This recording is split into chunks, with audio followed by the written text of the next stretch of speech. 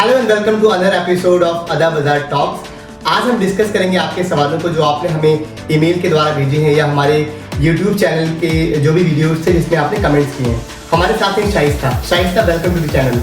Hello friends, मैं शाइस्ता। जैसा कि आप लोगों ने हमसे कुछ क्वेश्चंस पूछे हैं जो मेल के थ्रू आए हैं या हमारे यूट्यूब जो हम चैनल बनाते हैं उस पर आपने कमेंट किया है, तो उसमें आज हम सारा डिस्कस करेंगे आपके साथ में कि आपको बिजनेस करने में, नया बिजनेस करने में या जो आप रनिंग में बिजनेस कर रहे हैं उसमें क्या इश्यूज आप फेस कर रहे हैं, तो वो सारा हम आज आपके साथ डिस्कस करने वाले हैं। तो शुरू करते हैं। पहला सवाल। नमस्ते मैम, मैं पटना से हूँ। मैं भी घर से काम स्टार्ट करना चाहती हूँ, लेकिन मुझे समझ नहीं आ रहा कि कैसे काम को स्टार्ट करूं। मुझे सिलाई भी आती है, घर पे सबके कपड़े मैं ही बनाती हूं। तो शाइस्ता, जैसे कि आपने कहा आप घर पे कपड़े बनाते हैं और आपको सिलाई भी आती है, तो उसके लिए आपको कुछ नहीं करना है। आपको सबसे पहले ये देखना है कि आपके आसपास जो मार्केट है वहां पर जो पेटीकोट मिल रहा है, एक बार आप मार्केट जाइए और मार्केट में ये देखिए कि पेटीकोट किस रेट में मिल रहा है। उसी के अकॉर्डिंग अगर आप जहां रहते हैं पटना में, तो उसके वहां पर होलसेल की मार्केट है, अगर वहां पर कपड़ा मिल जाता है इजीली आपको सस्ता, तो आपके लिए पेटीकोट का बिजनेस करना बहुत आसान है। अदरवाइज अगर आपका कोई नोन सूरत में या फिर दिल्ली में रहता है तो ही आपके लिए बेनिफिशियल है। अदरवाइज क्या होगा, जब आपको कपड़े में मार्जिन ही नहीं आएगा तो आप इस बिजनेस को नहीं कर पाएंगे। तो आपके लिए सबसे पहला पॉइंट ये है कि आपको एक ऐसे बंदे को देखना है जो आपको कपड़े को सोर्स कर दे, यानी जो आपको दिल्ली या सूरत से कपड़े का सोर्स कराए, तभी आप इस बिजनेस को कर सकते हैं। अदरवाइज नहीं कर सकते क्योंकि आपको मार्जिन ही नहीं आएगा। ओके, तो अब आते हैं दूसरे सवाल की तरफ। दूसरा सवाल आया है, मैम मेरा नाम शबाना है, मैं भोपाल से बिलोंग करती हूँ और मुझे सिलाई का काम आता है और मैं भी एक बुटीक ओपन करना चाहती हूँ, लेकिन मेरी फैमिली वाले अलाउ नहीं कर रहे हैं कि मैं बाहर जाके जॉब करूँ या शॉप ओपन करूँ, और मेरे 2 बच्चे भी हैं। मैं कैसे इस काम को घर से शुरू कर सकती हूँ? तो शायद ये सवाल शबाना जी, बिल्कुल ये इसमें ये चीज है कि अगर आपको सिलाई आती है और आप अपना बुटीक खोलना चाहते हैं तो उसके लिए जरूरी नहीं है कि आप शॉप से ही स्टार्ट करें। स्टार्ट करने के लिए सबसे अच्छा चीज है कि आप उसे घर से ही स्टार्ट करें, उसमें आपको कोई इशू नहीं आएगा। उसमें सबसे अच्छा प्लस पॉइंट ये रहता है कि अभी आप सिलाई करते हैं तो अभी आपके जो नेबर है, पड़ोसी हैं या जो रिलेटिव है, उनके कपड़े आप स्टिच करते होंगे तो आपको उसका वो कुछ पे नहीं करते होंगे। अगर आप उसे एज ए बिजनेस स्टार्ट कर लेंगे कि मैंने अपना घर से बुटीक स्टार्ट कर दिया है, तो जिन लोगों के आप रनिंग में कपड़े सिल रही हैं, जिन लोगों की सिलाइयां कर रही हैं, वहीं से पैसा आना शुरू हो जाएगा। साथ ही जो आपके आस पड़ोस के लोग हैं उन्हें भी आप ये बताइए कि मैंने कपड़ों का काम शुरू कर दिया है सिलाई का, और वो लोग भी जो बाहर स्टिचिंग करा रहे हैं वो एक बार आपसे ट्राई जरूर कराएंगे कपड़े सिलाने का। अगर आपने उनकी स्टिचिंग अच्छे से कर दी तो आपका घर से भी इतना काम अच्छे से चल जाएगा कि आपका जो एक 10 से 15 हजार का आपका सैलरी होता है वो आप घर से ही कमा लेंगे, उसमें ऐसा कोई इशू नहीं आएगा। हाँ, मतलब अगर इतना हो कि आपका एम 10 से 15 हजार कमाना, तो मुझे लगता है 10 से 15 हजार के लिए आप घर से बुटीक कर सकते हो। उसमें आपको ऐसा नहीं है कि बहुत ज्यादा पैसा आएगा, लेकिन हाँ इतना है कि 20 हजार तक आप घर से अच्छे से बुटीक चला के खुद से स्टिचिंग करके कमा सकते हैं।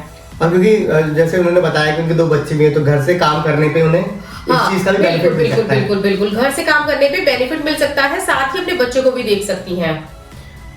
ऑलराइट, ओके, अब चलते हैं तीसरे सवाल की ओर। तीसरा ईमेल आया है हमारा। नमस्कार मैडम, मेरा नाम ओम प्रकाश है और मैं आपके चैनल को बहुत टाइम से फॉलो करता हूँ। आपकी वीडियो से बहुत हेल्प मिलती है।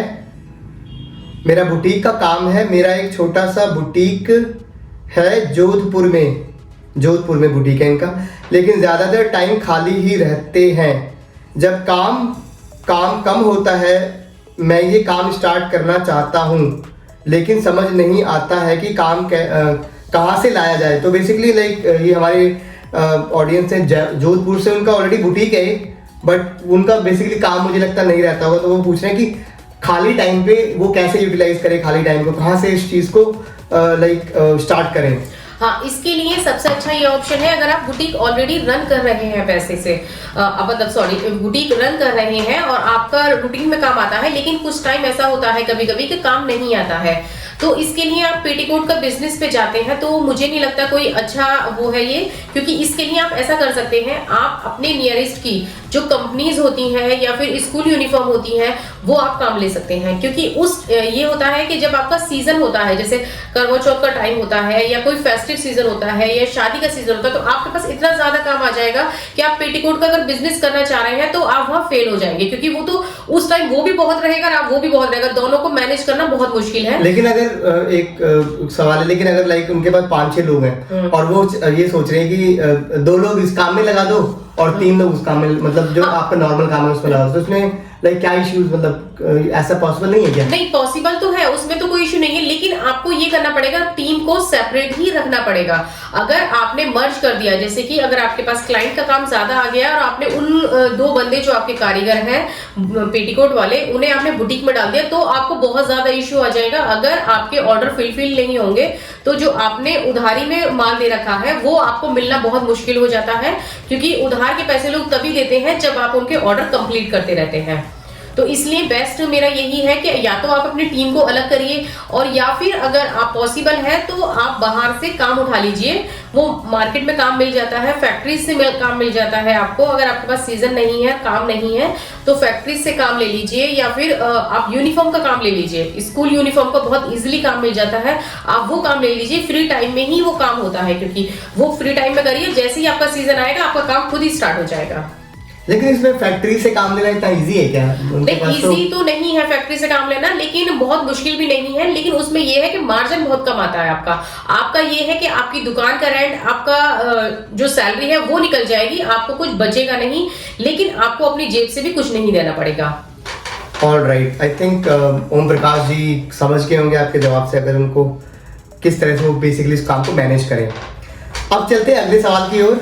अगला सवाल है अच्छा, उन्होंने अपना नाम नहीं बताया है, बस लिखा है कि मैम पेटीकोट के लिए सस्ता कपड़ा कहाँ से लेना चाहिए? पेटीकोट के लिए बेसिकली वही आपकी वीडियो देखी होगी।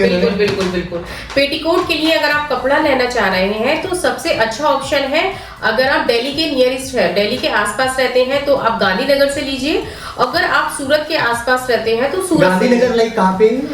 गुजरात गांधीनगर? नहीं, दिल्ली में है ये गांधीनगर, आपका सीलमपुर के पास। अगर आपने सीलमपुर का नाम सुना हो, यहीं पर गांधीनगर है। यहाँ लंप के साथ में आपको बहुत अच्छे रेट में कपड़ा मिल जाता है, जिसमें कि आपको पेटीकोट का बिजनेस कर रहे हैं तो अच्छा मार्जिन तभी आएगा जब आप बल्क में कपड़ा लेंगे। अदरवाइज अगर आप 2-2 मीटर या 10-10 मीटर कपड़ा लेंगे तो आपको कोई मार्जिन नहीं आएगा, ना ही आपको कुछ बचेगा। लेकिन एक आम आदमी लाइक दिल्ली के बाहर से है और वो गांधीनगर आता है, वहां तो जैसा आप बता रहे हो वहां बहुत सारी शॉप्स होंगी, तो कोई पर्टिकुलर ऐसा शॉप है मतलब जाके वो कैसे बार्गेनिंग कैसे करे कपड़ों का रेट? क्योंकि यार देखो, नया बंदा कहीं जाता है तो उसे इश्यूज आते हैं ना कि कौन सी शॉप पे जाए, कैसे बार्गेन करे, बहुत सारी चीजें होती हैं। नहीं, वो उसके लिए सबसे बेस्ट है कि आप YouTube सर्च कर लीजिए। उसमें बहुत सारे ऐसे लोग हैं जिन्होंने, जो होलसेलर है, इवन जो मैन्युफैक्चरर है, उन्होंने भी अपने वीडियो बनाए हुए हैं जो पेटीकोट का कपड़ा देते हैं शॉपकीपर को। तो आप ऐसे ही किसी के पास जाएंगे तो आप धोखा खा जाएंगे। तो पहले से सारी रिसर्च करके जाइए। अगर आपको फिर भी कोई इश्यू आता है तो आप हमें कांटेक्ट कर सकते हैं, हम आपको डिटेल्स शेयर कर सकते हैं। राइट, सो बेसिकली वहां जाने से पहले आप अच्छे से रिसर्च करें यूट्यूब पे। कई गांधीनगर के जो भी होलसेलर्स हैं उन्होंने कई वीडियो डाली होती है, तो उससे आप उनसे बात करें, उनके नंबर से व्हाट्सएप करें, तो आइडिया आपको रेट्स का जो आइडिया आई थिंक वो मिल जाएगा। तो यहाँ आने से पहले बी प्रिपेयर्ड, ताकि आपको और ये इश्यूज ना आए। और इन केस अगर ये इश्यूज आते भी हैं तो you can contact, I think हम अपना लाइक शाइस्ता से आप डायरेक्टली कॉन्टेक्ट भी कर सकते हैं इस बारे में। अब चलते हैं अगले सवाल की ओर। अगला सवाल आया है, okay, dear Shaista, my name is Meenal Kulkarni, okay, I am from Thane, Maharashtra. We have recently opened a new boutique in Thane, Maharashtra. But even after spending so much money on shop interior and machines, not many customers are coming to our shop. Okay. However, other boutiques are crowded with customers. Please suggest what we do. So basically इसमें मीनल कुलकर्णी है थाने महाराष्ट्र से, और उन्होंने अभी एक boutique खोला है recently. काफ़ी पैसा लगाया है इंटीरियर पे और सब चीज़ों, मशीनें ली हैं, बट फिर भी काम नहीं चलता। लेकिन एक कॉमन प्रॉब्लम है ये।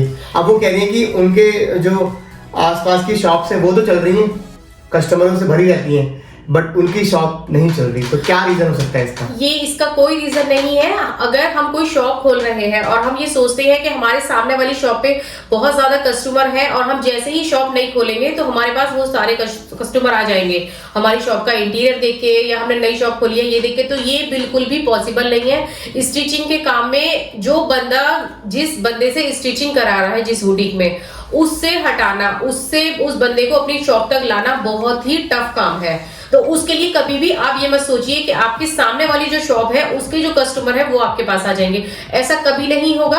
आपको उसके लिए ट्राई करना है अलग से, आपको उन कस्टमरों को देखना भी नहीं है, क्योंकि वो कस्टमर आपके नहीं हो सकते, क्योंकि वो कस्टमर जिस शॉप के हैं वो उसी के रहेंगे। ये सोचना भी गलत है कि उस शॉप पे ज्यादा कस्टमर है और मेरी शॉप पे नहीं आ रहे। तो उसके लिए आपको बेसिकली अपनी मार्केटिंग अलग करनी पड़ेगी। आपके जो कॉन्टेक्ट्स हैं, आपकी सोसाइटी में जो लोग रहते हैं उनसे कॉन्टेक्ट करिए, आपके जो नोन है उन्हें अपना टेम्पलेट वगैरह दीजिए, या उन्हें कांटेक्ट करिए, कॉलिंग करिए, या फिर कहीं से भी डाटा करिए। मार्केटिंग के बहुत सारे ऑप्शन है आज की डेट में, यूट्यूब है, इंस्टाग्राम है, वहां ऐड चलाइए, वहीं से आपके पास कस्टमर आएंगे, और जो आपके नेचुरल कस्टमर होंगे और वो कस्टमर आपके पास रेगुलर रहेंगे, और वो कस्टमर किसी सामने वाली शॉप के पास नहीं जाएंगे। आपके रेगुलर कस्टमर बनाने हैं तो वो आपको नए कस्टमर बनाने होंगे, और किसी की शॉप को तो बिल्कुल मत देखिए कि उसकी शॉप पे बहुत कस्टमर है। उस शॉप के कस्टमर कभी भी आपके पास नहीं आएंगे, आपके और रिलेशन वहां से खराब हो जाएंगे। अच्छा, मतलब ये तो एक कॉमन प्रॉब्लम है यार नई शॉप पे। बेसिकली मीनल ग्रो करने की थोड़ा सा टाइम आपको देना पड़ेगा अपनी शॉप पे, राइट? और शॉप को कोशिश करें अराउंड 9 से 10 घंटा तो उसे ओपन रखें, राइट? सबसे बेसिक काम तो यही है कि आप शॉप को रेगुलर खोलिए। रेगुलर खोलेंगे, जब नजरों में चीज आएगी तो बंदे का, सपोज करिए सामने वाली शॉप है, वहां पर कोई चीज खराब हो जाती है बाई चांस, तो वो फर्स्ट जो ट्राई करेगा ना वो आपके पास खुद आएगा। आपको उसे लाने की जरूरत नहीं है, ना ही किसी को भेजने की जरूरत है, वो खुद आपके पास आएगा।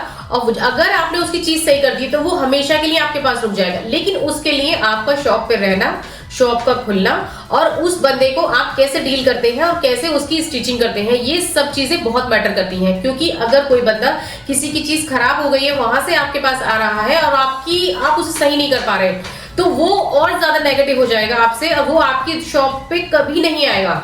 तो उस चीज को मैनेज करना, वो बंदा आपके लिए, ये सोचिए वो एक ऐसा बंदा है जो स्टिचिंग कराने आ रहा है और जिसका काम खराब हुआ है, उसे सही करके देना ये बहुत टफ काम है। उस चीज के लिए आपको अपने टेलर के साथ, मास्टर के साथ कोऑर्डिनेशन करके खुद खड़े होकर कराना होता है। क्योंकि अगर वो बंदे की जो खराब हुई हुई चीज है वो ठीक हो जाती है किसी तरीके से, तो वो हमेशा के लिए आपके साथ जुड़ जाएगा, और उसके साथ आपको कभी भी ये प्रॉब्लम नहीं आएगी कि आपका कस्टमर कहीं और चला गया।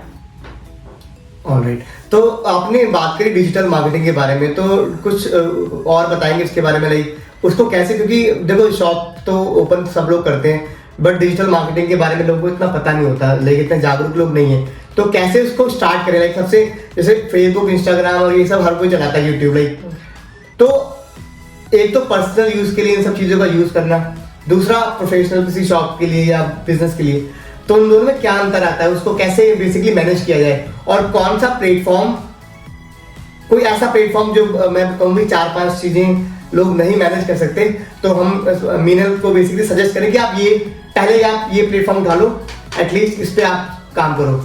हाँ जी, इसके लिए आप गूगल पे काम कर सकते हैं। ये आपके लिए बहुत ही अच्छा प्लेटफॉर्म है। आप गूगल पे अपना पेज बनाइए, गूगल पे अपने कॉन्टेक्ट्स डालिए, गूगल पे आपका रिव्यू का ऑप्शन आता है। आप अपने क्लाइंट, जो आपके क्लाइंट हैं, बहुत अच्छी सर्विस दे पा रहे हैं जिन्हें, उनसे रिव्यू कराइए।